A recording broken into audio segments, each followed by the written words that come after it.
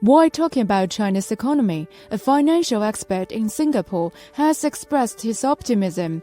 He believes a rebound will be expected in multiple economic domains in China.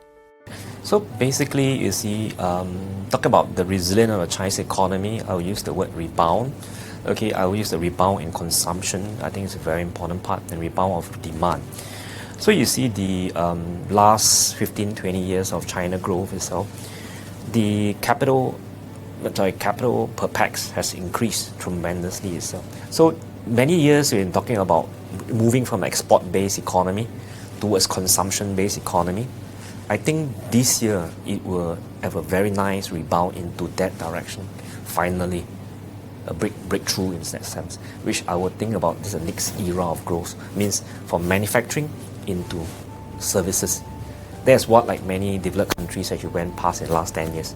And this is a part of transformation. According to the expert, businesses will continue to revive following China's optimization of its COVID-19 response. When this year, beginning in January, there was a change in the policy.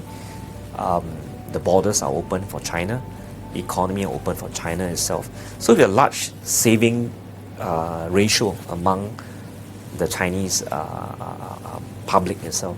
A lot of money we expect this year and next year will be reinvested in lifestyle, into discretionary consumerism, into upgrading their house, travel, invest in new business. So all this on the demand side. Next one is the supply side itself. The inflation in last 2 years was actually greatly impacted by supply chain disruption.